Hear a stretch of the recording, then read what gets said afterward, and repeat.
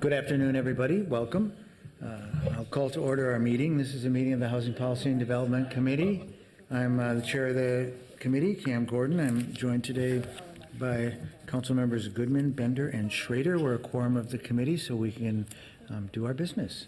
And I see Councilmember Ellison is also arriving. We may also, no, I think this is it. Councilmember Reich is doing city business elsewhere. There's only 3 items on our agenda today, 2 consent items and then a discussion item. I'll move the consent items first.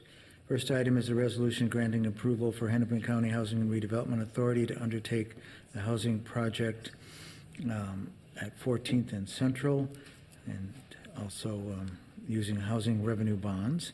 Second item is a resolution approving a modified housing improvement fee for the condos on Blaisdell Improvement Area. Would anyone like to pull any of those, either of those off? Seeing none, then I'll move both forward for approval. All those in favor, please say aye. Aye. Any opposed, say no. The consent agenda is approved, and now we'll move on to our discussion item, which is going to take up the remainder of our meeting. This is on the Minneapolis inclusionary housing policy and some draft recommendations. We're going to get a report from our consultants with a great introduction from our housing policy director. Welcome. Thank you, Mr. Chair, members of the committee. So I'm going to be very brief here. As you all know, the City Council directed staff to develop a comprehensive inclusionary zoning policy for consideration. We have engaged Grounded Solutions Network as a consultant to help us develop this policy. They were here before this committee in July, presenting on compliance alternatives to inclusionary housing policies. We also did some stakeholder engagement during that site visit. They're here today to present draft recommendations for the full policy today. We also had stakeholder engagement, a few stakeholder engagement meetings yesterday. So the idea is to take input from yesterday, input from you today during the discussion, as well as other input that we've gathered, and consider any additional revisions or changes to the draft recommendations, and then come back before you December 4th with a request to approve the policy. So with that introduction, I would then like to ask Stephanie Reyes to come up and present the draft recommendations. Thank you very much. Welcome. Thank you. Well, good afternoon, Mr. Chair and committee members. Stephanie Reyes with Grounded Solutions Network, and I'm here with my colleagues Rick Jacobus and Naaman Freeman. We have a lot of material to go through today, so I would highly encourage you to jump in with any questions or comments as I go along to break things up and keep things interesting. So I want to start with a very quick reminder about where we have been with inclusionary zoning here in Minneapolis. As you all recall, back in December 2018, the City Council adopted 2 things. One was a framework for our comprehensive inclusionary zoning policy. You can see those provisions here. And the second was an interim inclusionary zoning policy that took effect January 1st of this year. What I'm bringing to you today are a set of draft recommendations for what a comprehensive inclusionary policy could look like for the city going forward that include both changes to and additions to these elements that were adopted last December. As Grounded Solutions was pulling together our recommendations, we kept in mind 3 main goals we were trying to achieve with this policy. The city policymakers have set a high priority on ensuring that the new inclusionary zoning policy does not negatively impact the economic feasibility of residential development, and does not negatively impact housing production, therefore having a long-term negative effect on feasibility.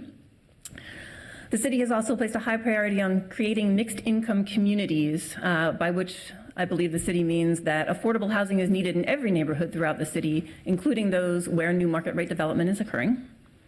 And then Grounded Solutions added our own goal based on our experience with other cities who run inclusionary housing programs across the country, that in general, when possible, a simpler policy is better than a more complex policy, making it easier to explain to the community, developers, et cetera, and also easier to implement by developers and city staff.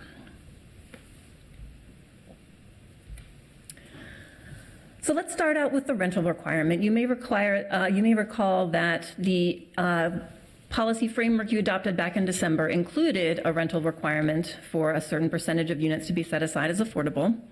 There has been some new information that has come to light since December of 2018 that is moving us to modify that recommendation.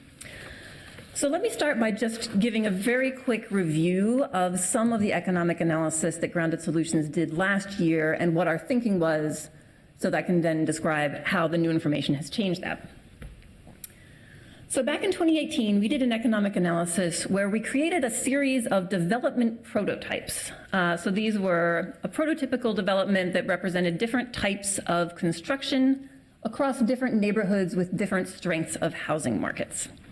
And for each of those prototypes, we evaluated whether they were economically feasible to build based on a yield on cost metric, which is what's commonly in use here in Minneapolis.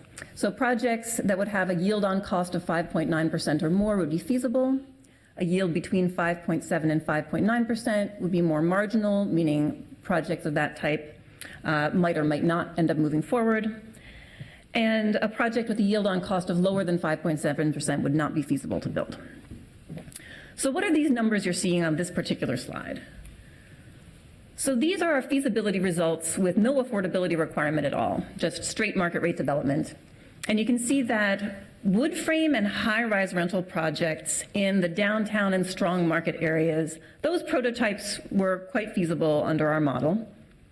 Mid-rise rental product was less feasible across the board, meaning that developers will just tend to choose one of those more feasible products, wood frame or high-rise. Can you tell us what you consider mid-rise in terms of stories? Yes, so these are basically construction types. So wood frame is generally up to about 6 stories. Mid-rise is concrete construction, which I want to say is like 6 to 10 or 12 stories, and then high-rise is steel construction, so higher buildings. Thank you. And then in the emerging market areas, feasibility was more marginal. So some projects are moving forward in those types of areas, others are not. And in softer housing markets, nothing's feasible at the moment. So an inclusionary requirement couldn't, take a feasible project and move it to infeasible.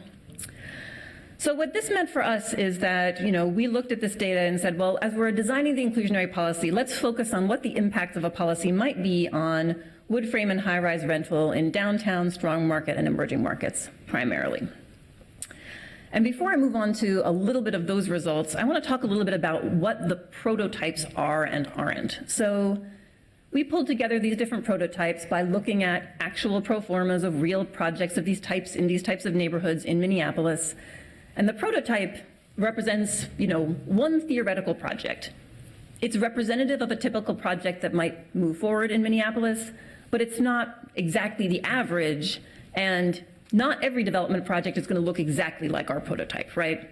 Some will have higher rents, some will have lower rents, some will have higher construction costs or lower construction costs or different financing or whatever, but the point being that while our prototype project might have a feasibility number of a 6.29% yield on cost, not every project of that type will have that exact same yield on cost. So some will have a lower yield, some will have a higher yield. There's some variance. This is relevant. So what happened when we added an affordability requirement that 10% of units be affordable at 60% AMI? So the short answer is some projects that were feasible without an affordability requirement would no longer be feasible with an affordability requirement. And that's really easy to see when you look at cells in this table that change color with the affordability requirement, right? So if you look at high-rise rental in an emerging market, that was in our marginal bucket before we had an affordability requirement, drops down to infeasible as a product type in a certain market. But there's also the case that there may be some projects in one of those prototype buckets that are listed as green on this chart, where our prototype is feasible, but individual projects of that type might not be feasible. So if you look at, for example, high-rise rental in a strong market, our prototype project has a 5.97% yield. That's above our feasibility threshold of 5.9%, but it's quite close to that threshold, meaning that there are likely a reasonable number of potential high-rise rental projects in potential strong market areas that might actually fall below that 5.9% threshold and not be feasible to build in this scenario. So what did we do with that information? So back in December, we looked at that and said, this policy that just required 10% of units to be affordable at 60% AMI, that wouldn't meet our first goal of shoring up feasibility and ensuring housing production doesn't drop. We need another policy solution.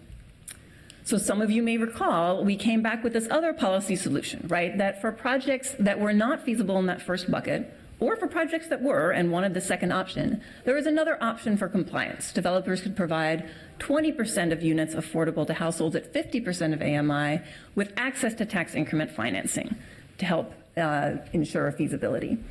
And you can look at our feasibility numbers from our analysis for our prototypes for that second option. They're just a little higher across the board, right? It means there's a little more wiggle room and more projects of that type are likely to be able to achieve feasibility if they also have that second option available. So long and short, our policy recommendations for the framework back in December really relied on this second option of the tax increment financing option to achieve the goal of maintaining feasibility and housing production in the city. So what's new? What's new since then? So since December 2018, that option, the tax increment financing option, was available to developers as part of the interim inclusionary zoning ordinance. None of them took advantage of that option, even in cases where it might have been financially beneficial to choose that option instead of the other option. So that gave us pause. Did you ask anybody why they didn't? We did. So this is that, you're right in front of me. So we were like, well, what's going on with that? So we started asking around. And it turns out that some developers didn't even know about that option. They said, oh, what TIF option? We could have gotten access to TIF? I wish we'd known, right? So part of it is just, information spreading. But there were definitely a series of developers who looked into the TIF option and had different concerns with it. So some concerns we heard were, if we have to use TIF, are we going to be able to get traditional financing? Or are banks and investors going to say, what is that thing? I'm nervous. Am I going to be able to sell my project quickly, as is my business plan, if it has this encumbrance of this TIF district? If I need TIF to achieve feasibility, will the maximum available TIF be sufficient to cover that 20% of units at 50% AMI and make sure my project can pencil out? And what about the time it takes to set up this TIF district? I have a business model that depends on getting to market after a certain time, et cetera. So those were some of the concerns we heard. And some of those concerns could be just due to this is a new tool that many market rate developers have never used before. They're not familiar with it. They don't know how it works. It could work fine. But we don't know because no one has tried it yet. So while it is possible that in the long term, Grounded Solutions' original recommendation of this two for policy combination being collectively a feasible policy recommendation could end up working out in the long term. Developers could try TIF. They could make it work. Investors and lenders and financiers might make it work as well. We do think there is a very real risk, at least in the short term, that projects that are not feasible with 10% at 60, of which there are a good number, would just decide to not move forward at all in Minneapolis instead of going forward and trying to take on using the TIF option. So because of those concerns, here's our recommendation right now for the rental requirement for Minneapolis. We're recommending that developers provide 8% of units affordable at 60% of area median income. The TIF option would basically remain the same with one small tweak that I'll mention in a minute. Or we added a third option that developers could provide 4% of units affordable at 30% of area median income. So basically it would be half of the 60% AMI requirement. And if the 60% requirement ends up changing, the 30% requirement would remain half of that. And then we are also recommending that the city take a look at what happens over the next year or so. Are projects starting to use TIF? Is the market getting used to TIF? Is it a viable tool as an option for developers? And if TIF seems to be a workable option, we have a few examples of projects that are making it work, then you can take another look at your requirement and say, well, can we actually raise that 8% to 9%, say, something along those lines. So could I ask just generally then, how often do you think we need to relook at it? I mean, it looks like this is a very, if we're going to lock ourselves into some feasibility, erring on the side of, are they making enough money off of it? Or, this priority that you have. First of all, it may make it a lot harder to make it simple. But You'll notice that in the next slides, yes. Yeah. But would you recommend then every 18th month, annually, every 4 years? That's a great, you're skipping to my absolute last slide of my whole presentation, but I'm going to go ahead and answer it. In general, for most policies and for you guys, we recommend the following. An annual update of in-lieu fees, if there are in-lieu fees, to make sure that those in-lieu fees are keeping pace with the cost of building on site. So basically, we recommend indexing the in-lieu fees to the construction cost index so they keep pace. And then we recommend that cities take a broader look at their policy no more frequently than every 3 to 5 years. Because if you're starting to look at your policy more frequently than every 3 to 5 years, that can create tons of uncertainty in the marketplace. A landowner might say, well, heck, the city could change their policy next year. I'm going to hold on to my land and see if they, reduce their requirements and I can get a better deal for my land. Then, the housing market is not functioning. Developers need some predictability to make sure they can, get financing for their projects. So generally every 3 to 5 years. But because this is a new policy for you guys, we do recommend this one initial review within 18 months.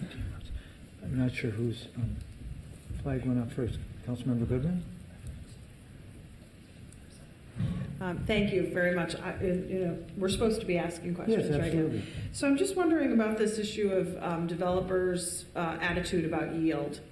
And you're probably estimating what the lowest level of yield is that they could afford, but are willing to afford. Mm-hmm. But is there a range? Have you looked at projects? Have you been able to look at projects that private developers have done where their yield is actually much higher and there's room there? I mean, I hear a lot, we just can't do it. Mm-hmm.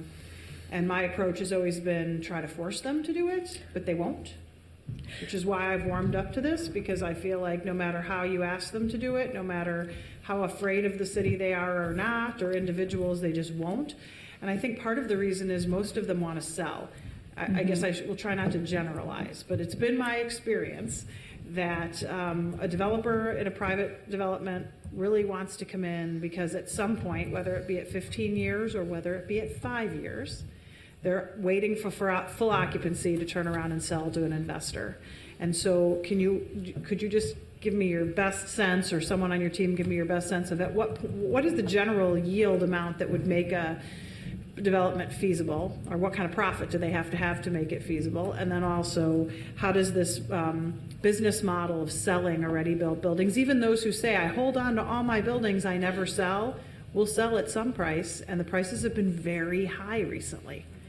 So I'm just wondering if you could kind of give me a sense of that.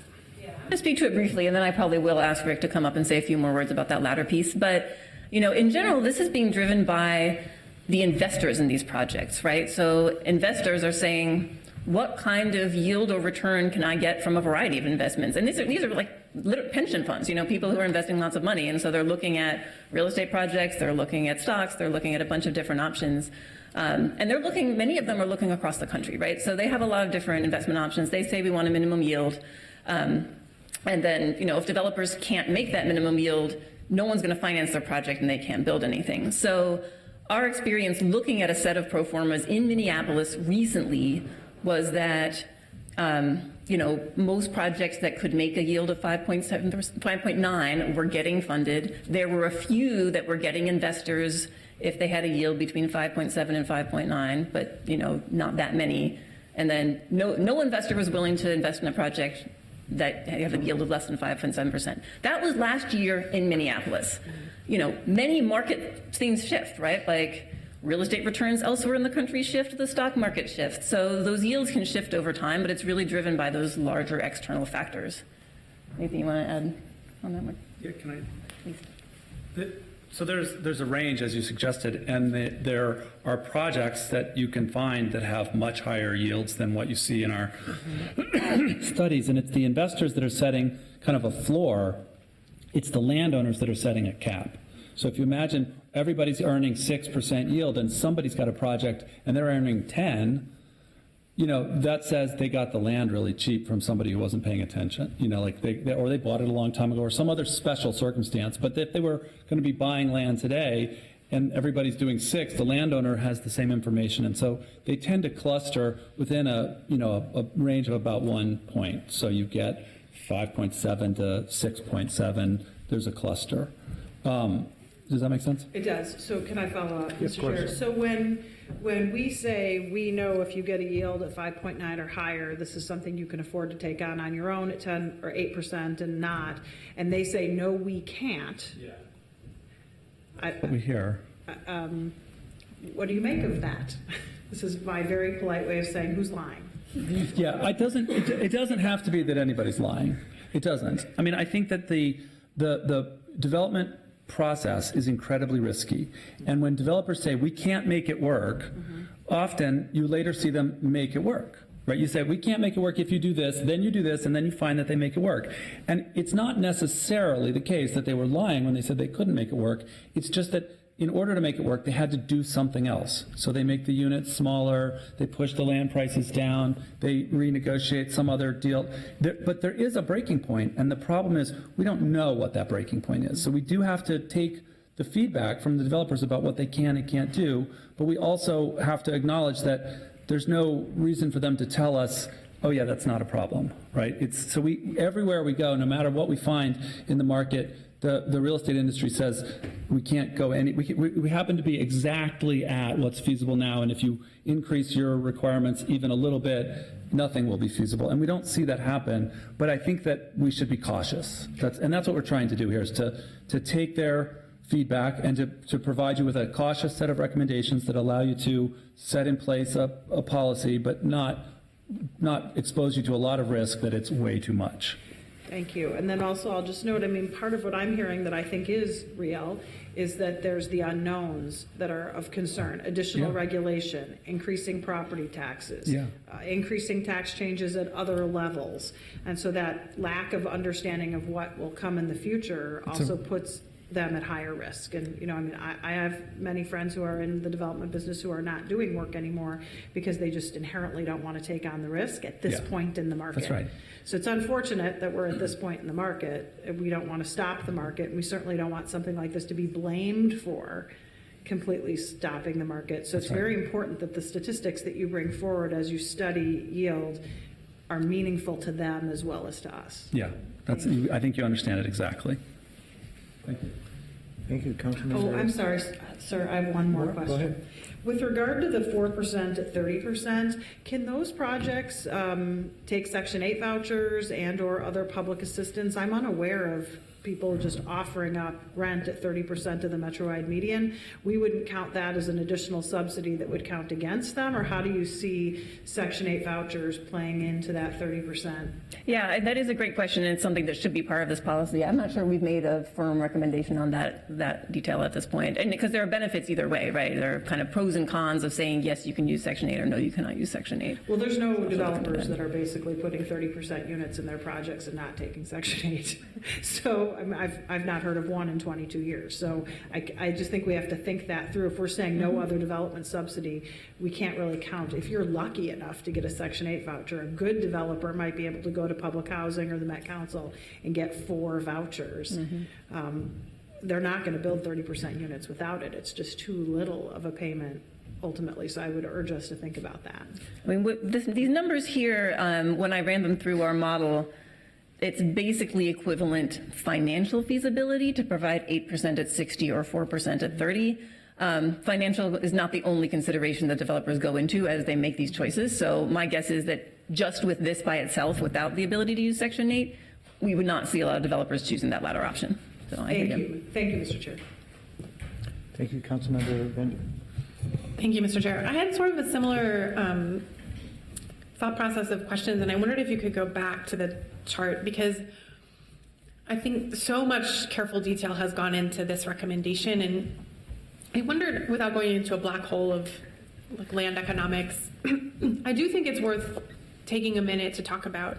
If you look at the feasibility of, for example, a 6-story wood frame rental building in different parts of town, sort of breaking down for us what are the factors that make a 6-story wood frame building that might be exactly the same feasible in one neighborhood and not in another. So we have land cost, we have assessed value of land, which translates to property taxes. We have rent. Yep. And I think it's worth noting those things because we have competing goals. So for example, in order to make a project feasible in some neighborhoods, the rent would need to go up. Right. But as a city, we don't, if our goal is to make sure that people can be housed at all incomes, we don't particularly want rent to go up, right? So I just, now I've said a lot instead of just letting you answer the question because we had some, but I think it's one of the examples of ways that we have sort of competing pressures and competing goals, which is, yes, we want more housing, but do we want more housing at all costs? No, I don't think we do. And I don't think that's what this policy is designed to deliver. So I think that's one, so talking about, what is it that makes this project feasible or not? And which of those things are fluctuating and, kind of what adds up into that equation is helpful for us to reflect on. Well, you articulated it very well in terms of, the major drivers of feasibility are the rents and construction costs and land costs. I mean, those are kind of the big pieces that go into any kind of project. And we have seen not only in Minneapolis, but really across the country, construction costs increasing at an alarming rate over the last few years, which is a real problem for feasibility, right? I mean, it's, it's bad news for everybody who wants to find an affordable place to live.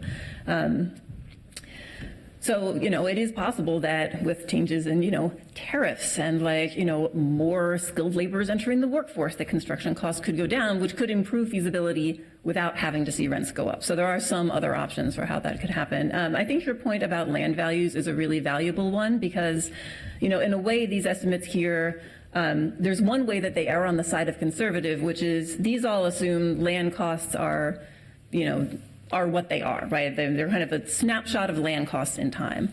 But if you think about, as Rick was sort of alluding to, what might happen in the long term with an affordable housing requirement as part of an inclusionary policy, if that adds a cost to a developer and the investors are not going to tolerate that additional cost if it hampers their return, developers are going to turn around and negotiate with landowners for a lower price for land. So there is that possibility over the long term as well. And what we often see is that land prices don't actually go down in an absolute level, but they increase more slowly than they would have otherwise increased without the inclusionary policy.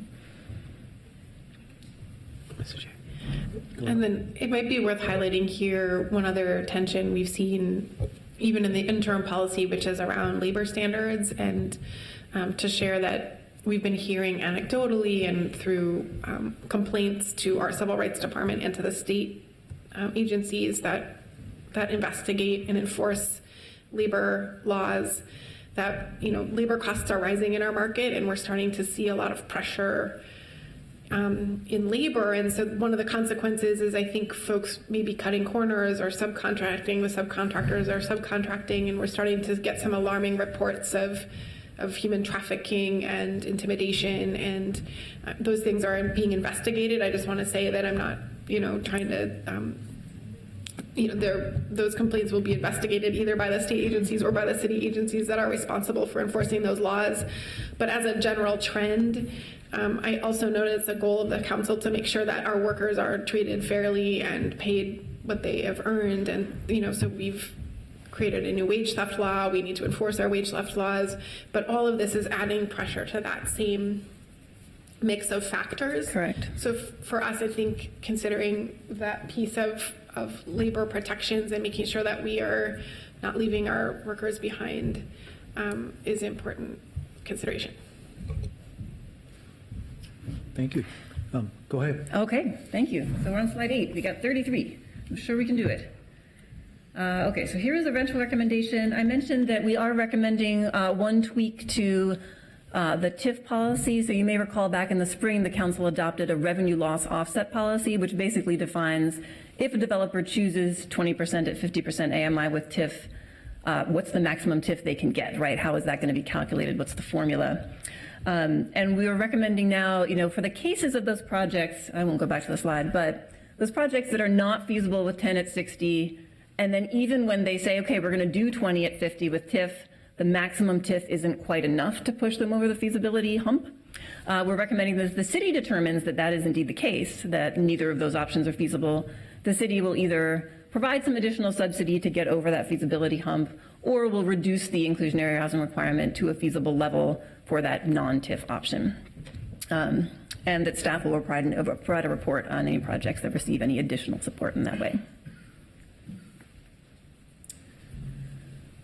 So now we can move on from rental to the ownership requirement. So the policy framework that was adopted in December said we want to include for sale projects in the inclusionary policy. We didn't have a number for that yet. So what were some of the things that Grounded Solutions was thinking about as we came up with the ownership recommendation? So Minneapolis has not seen very many condo developments in recent years. Not a lot of stuff moving forward. There are a variety of factors behind that, including but not limited to concerns about construction defect litigation. But should those factors resolve themselves, it's entirely possible that the condo market could take off quite quickly and just return to a healthy market. So should the condo market pick up quickly, what you don't want to do is wait to put in place your inclusionary housing requirements until, the condo boom is almost over and you've lost out on your opportunity to make sure that there are affordable units included. On the other hand, you also don't want to put in place too high of an inclusionary requirement on for sale projects too early, lest that additional cost burden push out the condo market's recovery and delay the market recovery. So given those two dynamics, Grounded Solutions is recommending a phase-in approach for the ownership requirement based on market triggers. So here we are right now, there's no ownership requirement in place. We're recommending that once you see the first 500 units of multifamily for sale development move forward, you can say, okay, market's starting to take off. Let's put in place some requirement. We'll give it a 6-month period, and then we'll put in place 4% of units affordable at 80% of area median income. And then, just to give it another push, after the first 1,000 units are permitted, another 6-month period, and then you put in place the full requirement for sale projects of 8% of area median income. 8% at 80%. And I'm going to pause there because this is our for sale recommendation. Actually, no, I have one more thing to say about this, which is, you may ask, well, how did you come up with 8%, given that there haven't been many condo projects in the market to date?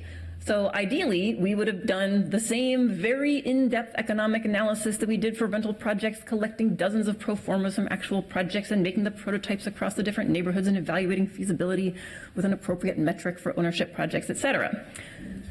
But we don't have those dozens of prototypes, right? There haven't been condo projects in recent years that we can use to say what is the feasibility of condo projects.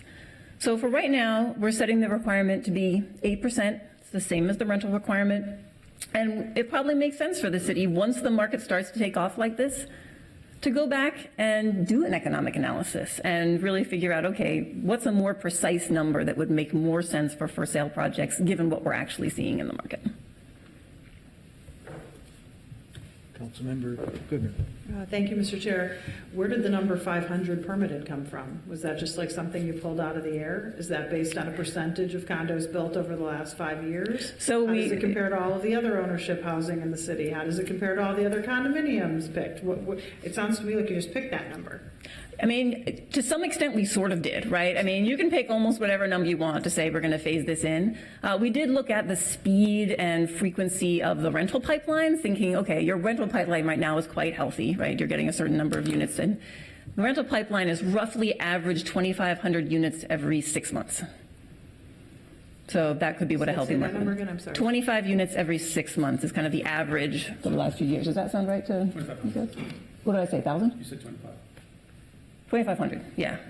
Not 25, that would be terrible. 2,500 over the past 6 months, roughly every 6 months. 2,500 Units condos being built every 6 months? No, rentals. That's the rental. Yeah, because we don't have the condo pipeline. Yeah. I mean, I think of them as totally separate things. I mean, You're right, we just don't have the data for what does a healthy condo market look like. So we haven't had one in a really long time. Exactly. And the construction defects litigation that was changed did not spur the market. What spurred the market was one wealthy person really wanting to do a high-end project and another really wealthy person who had money to do a high-end project, so there was no risk. and no one's taking any risk to build condos. In fact, one of the only risky ones is actually now not happening. So I'm just worried that this 500 number is just pulled out of thin air and kind Well, of I mean, our meaningless. goal, yeah, I didn't interrupt, sorry. I mean, our goal with this is that we don't want it to just be one project, right? Like, if you just have it be one project, it could be just, some, random wealthy guy comes in and is like, I want to make this project work. That project works, but it's not actually a recovery in the overall market, right? So we want to make sure that there's enough of an indication that, hey, many projects can move forward. Again, looking at the rental pipeline, average project size was about 120 units here. So, 500 units would be 5 projects, 1,000 units would be 10 projects. That can give you a sense, if the condo projects are of similar size, it can give you a little more confidence that the market is actually back and it's not just kind of a one-off. I mean, I guess, Mr. Chair, I guess I would actually hope that knowing the first 500 wouldn't have this requirement would spur some development of condos. That would be good. We've seen that. But we know that there are approximately 120 condos coming online at $1 million or more in the next 18 months or something like that. And so there's really nothing between that and there's some conversions and some very small projects. But ultimately, the condo market at the very high end is doing well, and then there's nothing anywhere else. And so I just worry that we might not see even more of that because you might get enough very high-end ones to put this into place. Yeah, please. I mean, I can justify voting for something like this if I feel like what you're doing is based in actual data. This number to me does not feel like it's based in actual data. I just wanted to validate your assertion that we don't see any reason to believe that even having no fee will cause condos to happen. The market is so far from feasibility that we didn't see any reason that whatever you do here is going to change the feasibility of condos. What we're talking about is if someday other factors come into play, the state law changes, prices change, whatever, and condos suddenly do become feasible. But this policy won't be what drives that. Okay, thank you. Well, that's interesting because it makes me think that we are indeed irrelevant, so why wouldn't we just put something in place before the first project? Because we don't, I mean, the little thing that we're going to do, I don't think is going to be, this is just my opinion, I'm not an expert like you guys, but it isn't going to be what's going to make or break somebody's project. It's just going to be a little attempt. But anyway, Councilman Urban. Thank you, Mr. Chair. I mean, I think that's a fair point, which is that given the option between completely exempting ownership from this policy at all versus having some way of phasing it in if and when condos do start getting produced in our city, having some way of including ownership seemed to be in line with the goals of this policy. I think especially if you take, and we haven't gotten through all the details, but if you take into consideration all of the different ways that this policy as being recommended is working to accommodate project feasibility, including allowing an in-lieu fee to be paid. I think, these very high-end condo projects, rather than including projects on site, would likely pay an in-lieu fee. And so we've given projects a number of ways to comply with the policy based on these, if we adopt the recommendations that are coming forward today or some version of them. So I think that's another factor to consider when we're taking any one of these questions, which is like, should condos be included and how should they be included in that bigger picture of there's an in-lieu fee option, there's a land donation option, there's a linked project option. So this recommendation has so many different ways of complying with the policy that it seems to me reasonable to include ownership in the future. And I wasn't trying to say we shouldn't include ownership. I guess the point that I looked at, I said, wow, there's 1,500 units. We potentially didn't get any affordable units in because we decided that we were afraid of some power we don't have. That's my point. It would have been better to have the policy in place and then the 500 came on board and at least we would have gotten a handful and a half of affordable units in it or whatever. So that was, I guess, my point. Not that ownership should be included, but interesting slide. What's next? Okay, what's next? So now I got my Sorry. first, go ahead. Did you want to? Yeah, I do. I'm sorry. I just want to comment on, maybe you could explain to everybody how you actually make money selling condos. Because if you have 100 condos for sale, the developer doesn't make any money till the 96th one is sold. So if of the 100 they have to have 4% and 80%, where is the place for them to actually make any money? I mean, talk to anyone who builds condos. You have a construction loan, you have interim financing, all of that has to be paid back. So all those condos have to be sold. It takes a really long time, and then they only make money at the very, very end.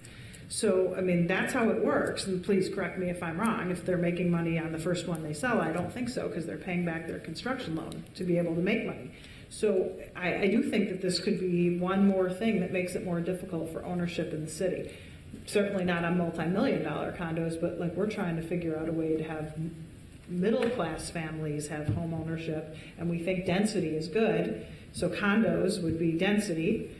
I don't object to this because I think it'll give the market a chance to work itself out, but I feel like we're just a little bit ignorant of how we collectively, that's not an insult, myself included, don't understand what it takes to build 100 condos and when someone actually makes money on them. And that's kind of cutting into our point about density is good and living in multifamily is good. We aren't going to have that if we keep layering it with problems. Appreciate that. I will concede that I jumped on the point about our powerlessness to make my own point, and maybe we have a little bit of influence there too, so we'll have to watch that. Okay, so this upcoming is like the most complicated part. Remember I said we were trying to get simplicity? These next few slides is like, no, did not achieve simplicity. So apologies in advance. So another question we have to think about is what size projects of, how many units will the inclusionary zoning policy apply? And there are like a million things to think about when you think about that. So I'll lay out 6 things that we kept in mind. So the first one is that for projects of under 20 units, our development prototypes that we analyzed in our feasibility analysis just didn't cover projects of fewer than 20 units. So we don't have any feasibility data for that size project. The city has expressed an interest in seeing more missing middle housing being built, basically projects between single family and large multifamily. We found that the economics of projects of under 100 units are just a different animal than the economics of projects of over 100 units, different financing, different rents they could command, et cetera. And then projects of under 50 units might only get 1 or 2 units on site. Thinking about simplicity, it can take a lot of effort to manage and monitor those units over time. If you set any threshold beneath which the policy does not apply and above which the policy does apply, that creates an incentive for projects just 1 unit shy of that threshold. So we've definitely seen that one under effect in other communities. And then, of course, the higher you set your threshold, this is what you were referring to, Councilmember Gordon, the higher you set your threshold and the more units you exempt, the fewer affordable units you produce, right? So you're losing out on producing some affordable units. So thinking about that last consideration, Grounded Solutions did a little analysis of Minneapolis's rental development history from 2015 to 2017 for major developments. And what we found was that of all those units permitted during that time, 1% of those units were in projects below 20 units in size. So if you set a project threshold of 20 units or below, you'll be missing out on a couple of affordable units, but not necessarily a huge number. Does this include ownership and? No, this is the rental pipeline only, yeah. But if you look at projects from 20 to 49 units, those projects were a somewhat more substantial 5% of the total rental units built over that time period. So let's say you thought about setting a project threshold of 50 units, you'd be losing out on more affordable units over time. This is all assuming that your development pipeline looks similar in future years as it did to previous years, which it may or may not. So given these considerations, we're recommending that all projects of 20 units or more, the IZ policy applies. But that's not all. So that addresses some of the concerns we just talked about, but it doesn't really address missing middle housing. It doesn't address the economics of smaller projects under 100 units. There's still a 1 under effect at that 20 unit threshold. So we thought, what else can we do? And we came up with this idea of scaling up the requirement for smaller projects between 20 and 100 units.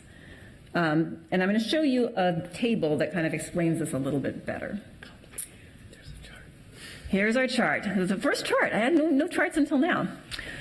So just for fun, let's look at this line, this 40-unit project. This is the 3rd line down, right? So we're basically saying for projects of 20 up to 85 units, the first 15 units, market rate units in that project, are exempt from the inclusionary requirement. So those 15 exempt market rate units, you don't have to provide 8% affordable units.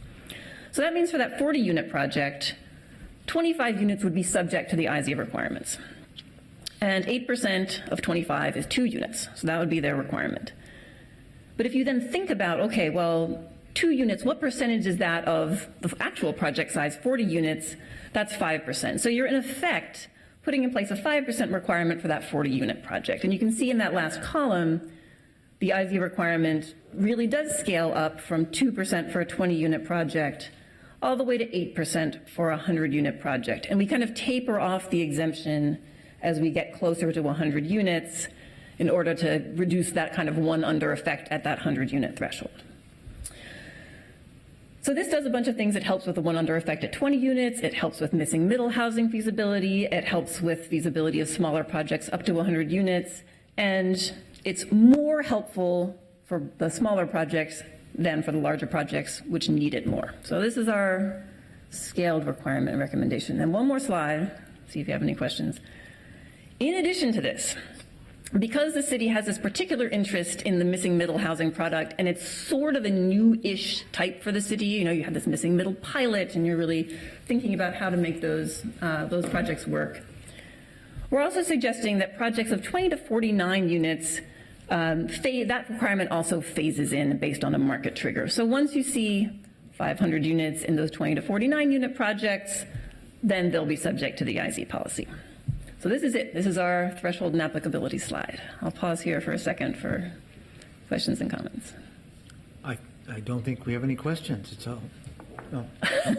This is just a simple thing, but there were a lot of decimal points in the percentages, which seemed like they would need to be rounded.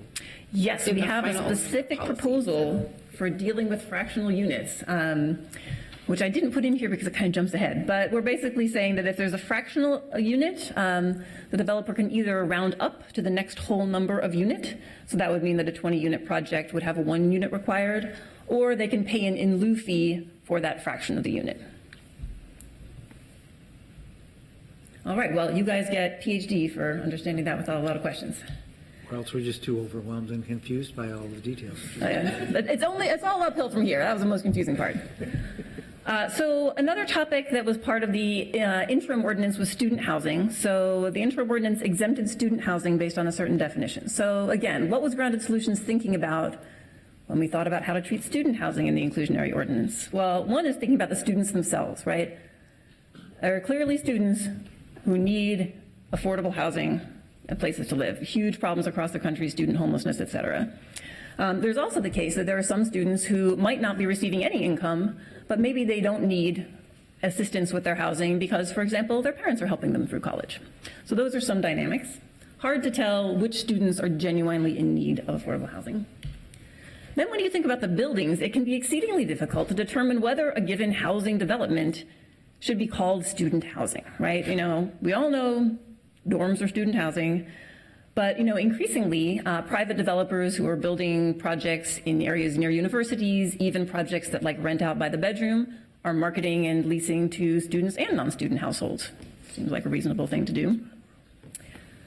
And then finally, when it comes to the inclusionary ordinance, we certainly hope that eventually some projects will be taking advantage of the tax increment financing option, and projects that receive TIF from the city, they need to make sure that anyone who enters those affordable units meet federal eligibility requirements for affordable housing, and those eligibility requirements basically say you have to be income qualified, right? You have to meet the target income, and then you have to meet one of a series of other criteria for full-time students that are generally geared toward non-traditional students. So, you know, someone who's already an independent household, a single parent who's not a dependent of someone else, those types of situations.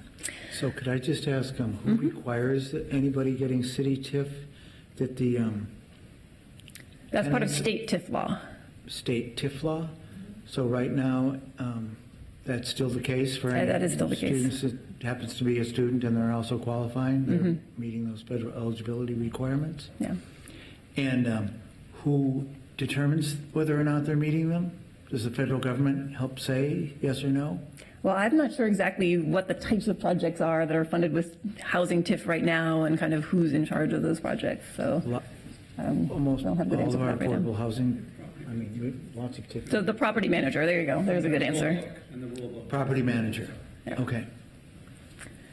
So lots of considerations around student housing. So here's what we're recommending for student housing. We're recommending that any house, oh, do you have a question? Yeah, Councilmember Bennett. Mr. Chair, I did think when Councilmember Schrader and I had a chance to hear about this, we did ask, how common is it for cities to have the amount of privately built student housing that's really specifically for students and marketed to students that we have seen here in the last decade or so in Minneapolis? It seemed like it wasn't. I'm not an expert in that, but that's my experience is that, in a lot of college towns, it's like, students are renting out the naturally occurring older housing stock and rather than seeing kind of these newer buildings. Okay. So housing owned and operated by an educational institution, exempt. IZ would apply to privately built housing, even if it is kind of primarily marketed to or intended for students. And then students would be eligible for those inclusionary units if they meet those federal eligibility requirements.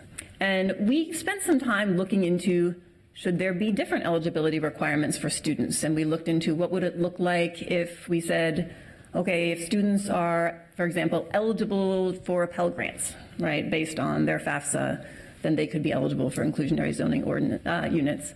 The concern with that is that a policy like that could give students really a built-in advantage for the IZ units over non-student households, largely because of the process of doing income certification. So it could be really simple for a student to print out their FAFSA form, go in, the property manager says, yep, you're eligible, here's your unit, as opposed to a non-student household where, there's a whole income eligibility process that a property manager would have to go through. And what we didn't want to do was advantage students' households over other student households.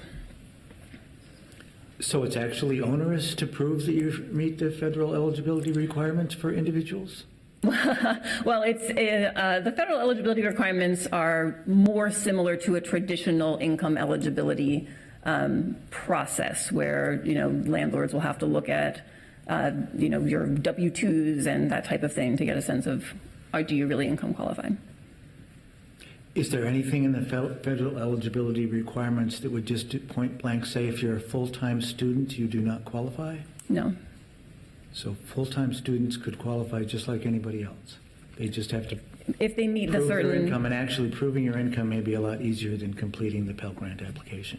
Right. Full-time students would have to prove their income and then also prove that they fit into one of those 4 or 5 specific buckets for which they can be eligible for federal affordable housing. Do you know if we use any funding sources or would have another alternative that could get us out from under that federal eligibility requirement? Because you're saying the state requires it of TIF. Of TIF, right. Do we have other funding? We talked about whether we could use a different subsidy source for that second option, right? The 20% at 50% option. One thing we talked about was tax abatement, but my understanding is that's not actually an option here in Minneapolis, also due to state law. So really TIF is kind of our only workable subsidy option. Okay. At the moment, which is unfortunate. In fact, I forgot to mention that earlier. It would be fantastic if there were law that allowed us to use tax abatement instead. So something to think about for your legislative agenda. That could make lots of things in the inclusionary policy easier.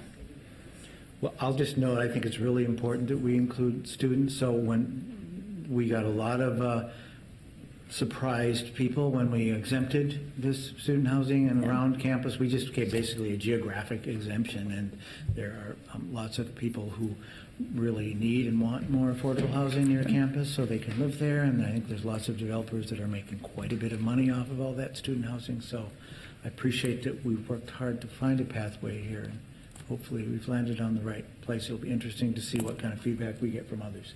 Councilmember Fletcher. Thank you, Chair Gordon, for letting me sit in on this. I appreciate Good to it. have you here. I'll just express, having been working with students who are active on this issue and really looked pretty closely at the University of Minnesota context. The University of Minnesota is by far the biggest university that has built the least housing. If you look around the country, we're a very unique market in that we really did leave this to the private market. And this housing is some of the most expensive per square foot of any housing stock anywhere. It is a different market with different investors and with different costs and different land costs than any of the other stuff that you've looked at, and it is specific. And it is not something where a low-income family that is not involved with university life would want to move into one of these buildings because they are treated in terms of just socially the way these buildings function. It would be a very, I think, off-putting option for people who are not part of university life.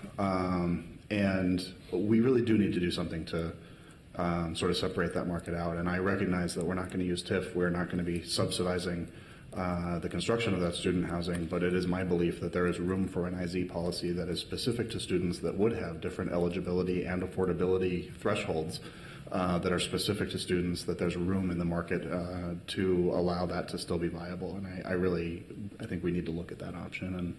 And if this comes through based on this recommendation, I will not be supporting it. I'll be proposing an amendment. Thank you very much. So now we come to part two, which is compliance alternatives. And you were all here in July when we had an initial conversation about these. So I want to start again with the goals. So we looked at our same three goals as we have for the policy overall: feasibility, mixed income communities, simplicity. And we added another goal when we thought about compliance alternatives, which is we want to make sure that if a project uses alternative compliance instead of building units on site, at least the equivalent number of affordable units would be built through the alternative compliance as would be built on site. So that was an important goal that we're looking at.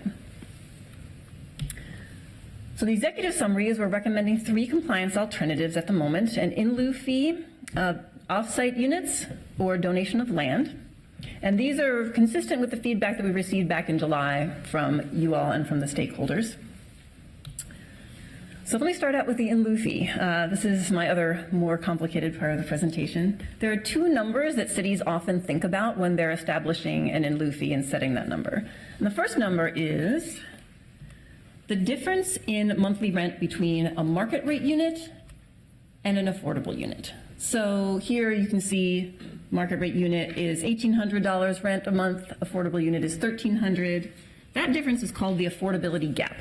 And a couple really important things about this number. This is basically exactly what it, quote, costs a developer to build affordable units on site. This is exactly the amount of revenue that they lose by offering units at an affordable rent instead of a market rate rent. So that means that if you set an in-lieu fee that was directly based on the affordability gap, that would be exactly the same cost as building units on site. And these numbers that I'm using here, these generally come from Grounded Solutions prototype projects, right? So again, not every single project is going to have an exactly $500 a month affordability gap, but these are from our prototypes.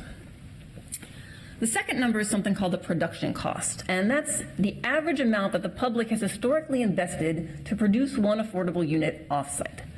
So again, you look at this example, you have this affordable unit, it costs $250,000 to build. Those costs are covered by $150,000 in revenue from rents, $70,000 in other subsidies like federal and state dollars, and $30,000 of money from the city, from your trust fund, from whatever. That is the production cost to the city of producing an affordable unit elsewhere. And then the last thing I wanted to bring up was this term that I coined called the hassle factor premium. And this is the concept that developers will be willing to pay more if they can simply write a check and be done with their obligation than if they have to go through the hassle of building and managing affordable units on site for a period of time. So what do these considerations I just threw out mean for our goals for the in-lieu fee? Well, if we're thinking about feasibility of development, that's relatively straightforward. The lower the fee, the more people can access it, the more it does for feasibility. Thinking about our goal of creating mixed income communities, it's a little more complicated. So we talked a little bit earlier, if you want to see affordable units built in the same area as market rate units, the easiest way to do that is to have those units be built on site in the same building. It's possible to collect fees and then try to spend those fees right in that same neighborhood, but it can be difficult, right? There's less land available often where market rate development is happening. Land costs are higher, so it's harder for an affordable developer to get in there. So we're basically using on-site compliance as kind of a proxy for how we can best achieve our mixed income communities goal. So to incentivize on-site compliance, the higher the fee, the more likely you're going to get on-site compliance. So mixed income communities points toward a higher fee. Simplicity might point toward a lower fee. It's easier for developers, certainly, to pay a fee. May or may not be easier for city staff to manage the fee revenue than to manage units over time. But we'll just put it on the kind of the lower end of the spectrum. And then thinking about the equivalent number of affordable units, if you want to make sure that the same number of units or more are built, you have to make sure your in-lieu fee is at least your production cost number, right? You're collecting at least as much as it costs to build a unit elsewhere. Generally points toward a higher in-lieu fee. So we have some tension among our goals, as Council President Bender was talking about earlier, conceptually. So how did Grounded Solutions resolve this tension? Well, we have this whole series of recommendations we just went through that talked about how we were trying to ensure feasibility with our rental requirement, with our threshold, with our scaled requirement, et cetera. So because we leaned pretty heavily toward feasibility with some other parts of the policy, we're able to lean more heavily towards the goals of mixed income communities and equivalent number of affordable units as we set our in-lieu fee. And I just want to pause for a moment here to say that inclusionary zoning is this like tightly woven web of policy considerations that holistically can address goals, but as soon as you try to like pick out one piece of the policy, it might have to change another piece. So if we did something differently earlier with the rental requirement, I would probably be doing something differently here with the in-lieu fee as well, and vice versa. But we're leaning towards higher fee. So what do we mean by that? Well, we're recommending that the in-lieu fee be set to be moderately higher than that affordability gap number I talked about. So that means it's higher than the cost to build on site. You're incentivizing on-site development. And fortunately for Minneapolis, as in many places, the affordability gap is higher than the production cost, which means that if you're setting an in-lieu fee that's higher than the affordability gap, you're automatically meeting that goal of equivalent number of affordable units. But wait, there's more. So then the question is, okay, I say moderately higher than the affordability gap. What's moderately higher? How do we actually pick a number? So for that, we said if the on-site requirement is to provide 8% of units, affordable at 60% AMI, let's set that in lieu fee based on what it would cost a developer to provide 10% of units at 60% AMI. That's our way of just kind of having that moderate increase. And when we do the math behind that, that pencils out to an in-lieu fee of $15 per square foot of market rate development. But there's one more thing on the in-lieu fee, which is that that affordability gap number is not the same across all development types and all development prototypes. Generally, what we saw when we did our analysis for Minneapolis was that higher buildings could command higher rents, which means that that affordability gap is bigger for higher buildings. So we're recommending one in-lieu fee for projects up to 7 stories and a higher in-lieu fee for projects of 8 stories and above to take into account the higher affordability gap. So $22 per square foot for those higher buildings. Pausing there for questions or comments. So it's hard to so you were just talking about per unit costs and $500, and so it's a little bit hard to translate the $15 per square foot. Did you do anything that will, and the 22? So how many square feet is a typical unit that costs $1,800? Because I'm also unclear if that's a 1-bedroom, a 2-bedroom, or... Yeah, so I mean, this is kind of like, this is a building that has like a mix of unit sizes in it. We used an average of like 811 square feet when we came up with this number. So there are a lot of assumptions that do have to go into putting that number together, for sure. Councilmember Goodman. Thank you. Did you guys model this on some sort of development to give us an idea of what the fee would be? So a regular, is that coming up? I don't know what the slides are coming up. No, I mean, I didn't do that off the top of my head, but fortunately, one of our developers did that yesterday in the meeting. And it was like for a 100-unit wood frame project, it was like a $1.2 million fee for that 100-unit project. Does that sound right? Yep. And then the higher one was 1.6. And then 1.6 million for a 100-unit high-rise development. Okay, and then I'm wondering too, did you think through at all, I was thinking when you were talking about the building being taller, of course, if it is taller, there's more units on the lower levels, which don't rent for as much. Can they just use the lower level, smaller units to make up their 10% or 20%? We did think through that. I'm so glad you asked. It was such a detail that I didn't actually end up putting it on a slide, but right now the city's unified housing policy says that for any affordable unit that is part of the Unified Housing Policy, city financial assistance land or IZ, units have to be reasonably distributed throughout the project and have to have similar finishes and similar number of bedrooms and size of units and all that kind of stuff. We basically kept that general philosophy, but we added some more specific definitions for what exactly that could look like. So now I'm not remembering, Naaman did this piece. So it's something like they have to be evenly distributed across floors. For how many floors? For the bottom 2/3 of projects over 10 stories, was it? Yeah. Bottom 2/3 of floors. Bottom 2/3 of floors for projects over 10 stories and throughout the development. And then a mix of, if they're doing 2 bedrooms and 1 bedrooms, it would have to be a similar mix, exactly, yeah.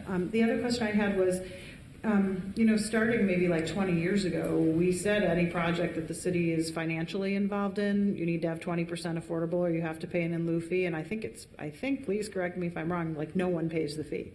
Everyone pretty much builds the affordable. Did you guys look at that to see what had happened over the past 20 years? And did more people pay the fee or did more people just build the affordable? These are in projects the city is already funding or financing or where we have a stake in it. Or did we just ignore that altogether and no one abided by it at all? That's a really good question. The Mr. Chair, Councilmember Goodman, that has not been in the policy for the last 5 years. So and I understand that it was in the policy at one point, but it has been since I've been here. It's not been part of the Unified Housing Policy. So at some point, a council decided to take it out. Okay.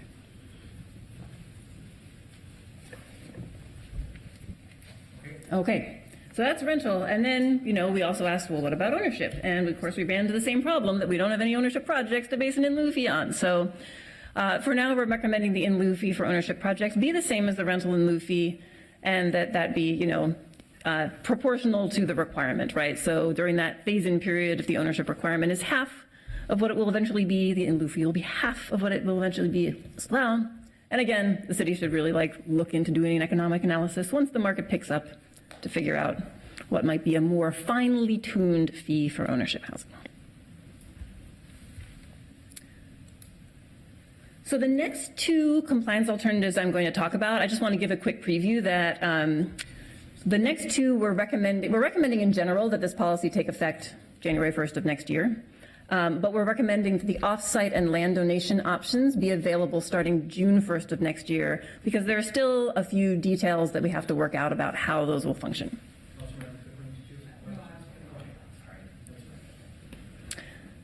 So we're recommending that off-site development be a compliance alternative, that the off-site units be required to be put in place within a half mile of the market rate development, so they're in the same neighborhood. Market rate developers can partner with an affordable housing developer, but an affordable housing project has to have at least the same level of public benefit as would have been provided on site. So that includes number of affordable units, depth of affordability, so target incomes, length of affordability. All that has to be the same or better with off-site compliance. And also that the market rate developer has to make a meaningful contribution to that off-site project. They can't just say, look, those, Aeon's building a project over there, those are my units. We also want to make sure that the affordable units are actually going to come online, so either they need to be approved at or before the market rate units receive their close of occupancy, or the market rate developer can provide a financial guarantee of the full in-lieu fee amount until to make sure those units are actually built. And then we want to have a little bit of flexibility in the case of a special project that could provide particular benefit for the city. So we're recommending that staff can recommend another offsite project that might not exactly meet these parameters for consideration by the council. Councilmember Ellison. I had a question about the implementation that you mentioned, timeline that you mentioned a little earlier. I know that a number of folks on the council, members of the council, we're looking to implement this sort of to coincide with the 2040 plan, and that's also going to be coming up, and that I think is going to be coming up sooner than the 1st of next year. Is there any reason we wouldn't implement these at the same time, or just wanted to get or is that relatively arbitrary? Or I mean, that was basically, correct me if I'm wrong, Andrea, but that's just we're going to come back to December 4th at the committee and December 13th at the council, and you could implement it 25 days earlier or whatever that is if you want to. Okay, That would probably be fine. Thank you. Yeah, okay. Councilmember Bender. Thank you, Mr. Chair. I have been having conversations with CPED about the dates of, and with Chair Schrader, CMP Chair, about the dates of the effective date of Minneapolis 2040 and how it lines up with inclusionary zoning taking effect, and really trying to make sure that there isn't a gap, even if it's a couple of weeks, just because we made such a strong commitment to our constituents that they would be coming together. So, we're working those details through. But the interim ordinance would still be in effect anyway, correct? There's no sunset date on that specifically? Okay. And then the last compliance alternative, we're recommending the opportunity to donate land with some criteria. So if a developer donates land, that land has to have an appraised value that is greater than or equal to what they would have paid as an in-lieu fee. If they have a parcel of land that appraises for somewhat less, they can make up that difference in cash. And then we were thinking about what the city's needs were around affordable housing. And of course, there are needs for affordable housing in every neighborhood across the city. But there are some neighborhoods where the city has access to lots of plots of land that they can use for affordable housing, and other neighborhoods where there's less land availability. So we wanted land donation to be focused in locations with a high need for sites for affordable housing. And we also wanted to make sure that any parcel that's donated is actually developable for affordable housing. And that could look different depending on the site, but things like you don't want to have a lot of structures that would have to be demolished on that site, things like that. So I just have some concerns about all the in lieu of, and I guess it has to do with the mixed income goal. I know what we've seen in the past then is we end up where there's pockets in concentration. So you could just see a developer who has some prime real estate right in downtown or maybe near the university and doesn't want to give any of that up, but can find some cheap land somewhere else in the city that they think they'll just buy that and donate it. And so then that will create different kind of pressures on different parts of the city. I appreciate that you were putting the in-lieu fee high, thinking that that would encourage people to put it on site, and we have other things doing that, but I just want to voice that concern because it's a real concern. Part of me just wants to insist that it goes in your buildings if it's big enough and you don't have an alternative to do that. And so I just want us to be careful when we're thinking about it and what maybe there's some bigger hoops people could go through. So I'm not sure how we decide that that's acceptable, that you make an alternative, because I could see them just doing it.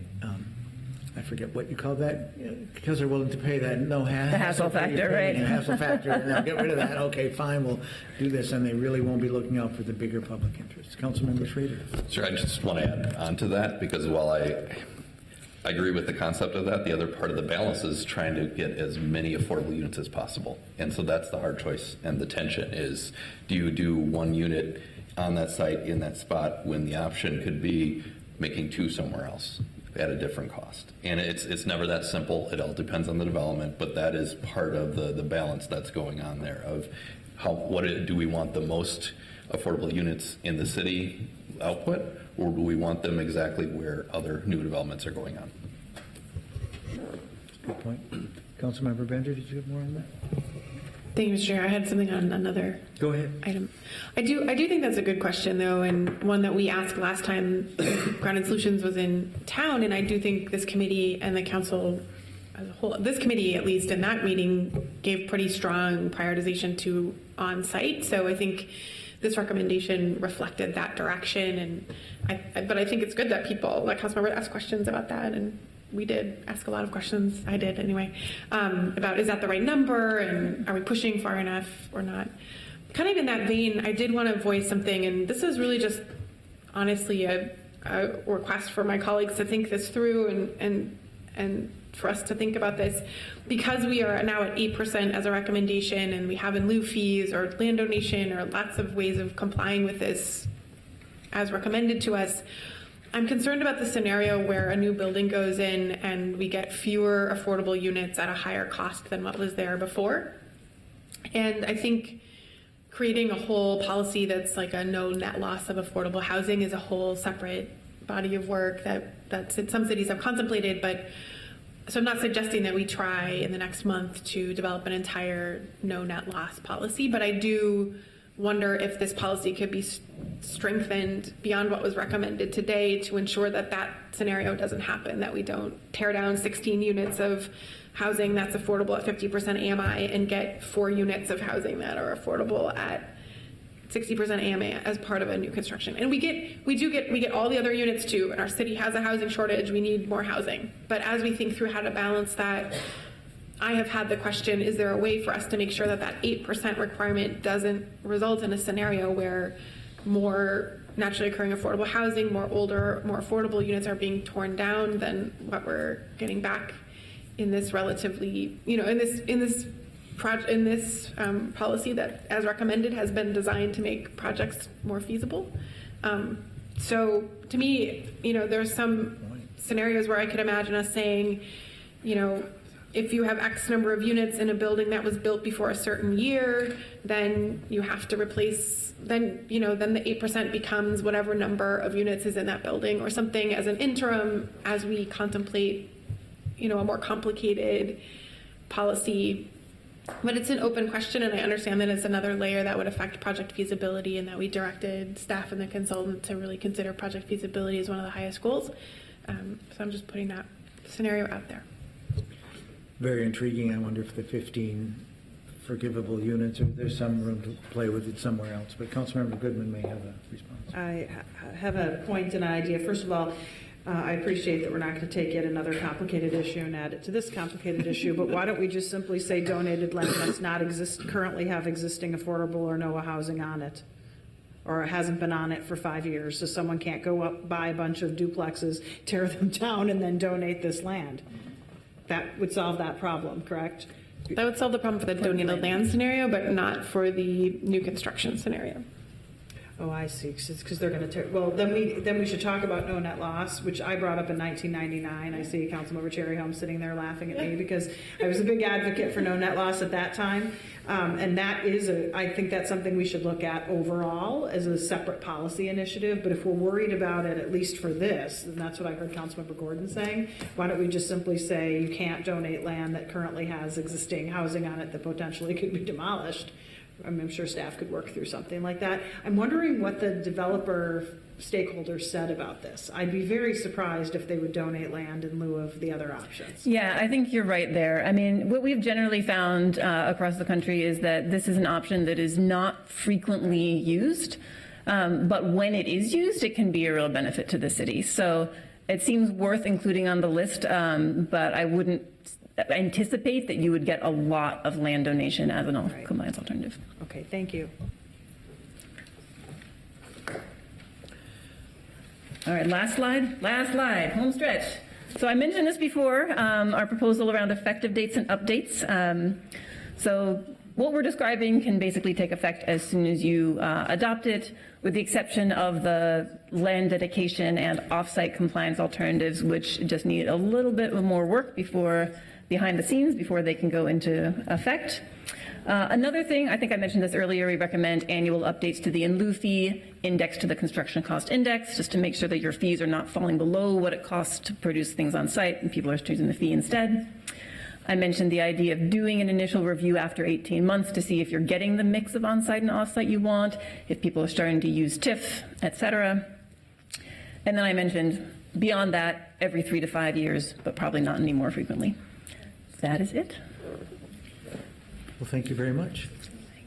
I don't see any other comments or questions up here. Any closing comments from CPED staff or anything? Okay, then I will move to receive and file this report, and we've got a lot to think about, a lot to work on, a lot to share with our colleagues. Any further discussions? Seeing none, all those in favor, please say aye. Aye. Any opposed, say no. That motion carries then, and this meeting is adjourned. Thank you, everybody. Right on schedule.